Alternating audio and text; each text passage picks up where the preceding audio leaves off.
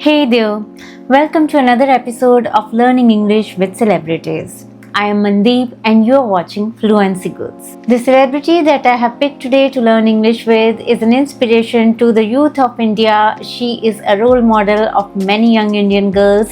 She has proved her acting prowess with her selected Bollywood roles. She has stunned the world with her presence this year at the Cannes Film Festival. She is none other than Alia Bhatt.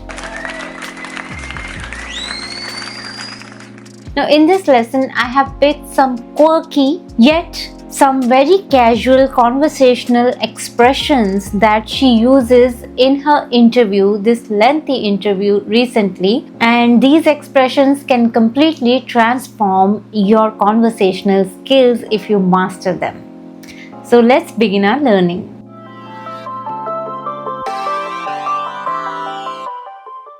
Really represent India on this global stage and was always such a huge inspiration.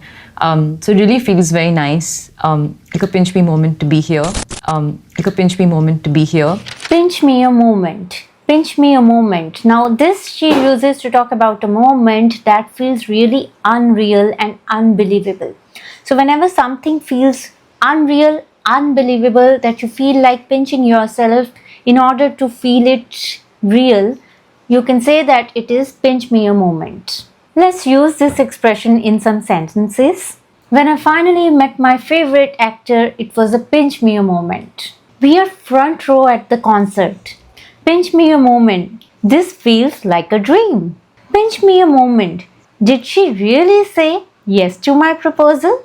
Pinch me a moment. I can't believe I'm actually holding the championship trophy. Moving on. There is something that a sensitivity which you can't put your finger on, but I think you can't put your finger on. Can't put your finger on something, or can't put my finger on something.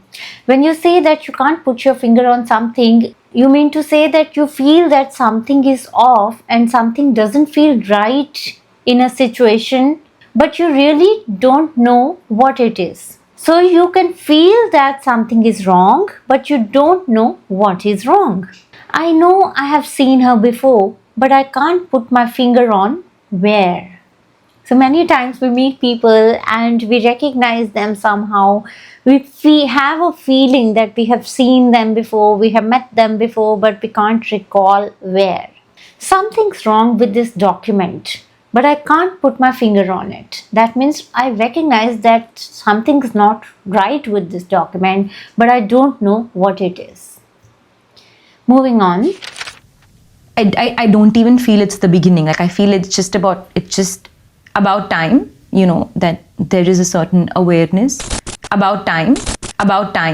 It's about time. When you say it's about time for something, it means that it is exactly the moment, the right time. And you mean to say that this should have happened sooner. So you simply mean to say that it's late, but finally it is happening. You're here. About time you showed up. They fixed the road. About time.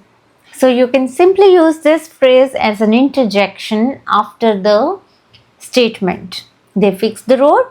About time. It's about time she got the recognition she deserves. Moving on. But I feel like it's just a dam waiting to burst. Because we have so much to offer. It's just a dam waiting to burst. A dam waiting to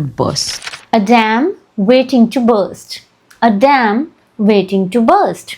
When you allude to someone or you refer someone saying that they are like a dam waiting to burst, you mean to say they have so many pent up emotions, build up emotions waiting to explode. So when a person is holding back emotions that are waiting to explode, they are like a dam waiting to burst. She stayed quiet all day like a dam waiting to burst. The pressure at work makes me feel like a dam waiting to burst. Moving on. How it evolves and whether it evolves for the better or for worse, we don't know. I think that only time will tell. for the better or for worse, for the better or for worse. For better, for worse. For better, for worse. Now use this phrase simply to say no matter what happens, good or bad. This is very commonly used to refer to the marital situation, especially marriage, which means accepting the other person with all their good as well as the bad traits. For better, for worse. Marriage means staying together, for better, for worse. He took the job, for better, for worse. That means for good reasons as well as for the bad reasons. I think what needs to change, or what I still find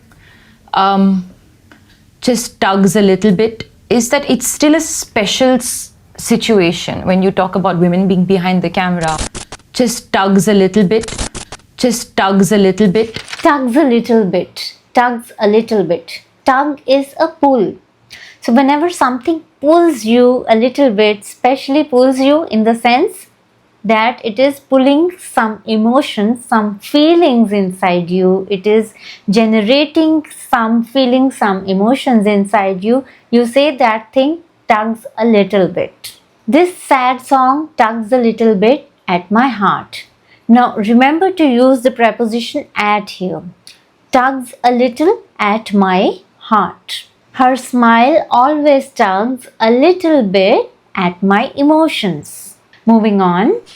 So I always try and go behind the page as an actor as well. Go behind the page. Go behind the page. Go behind the page. Go behind the page. When you go behind the page, that means you are going in depth beyond what is written.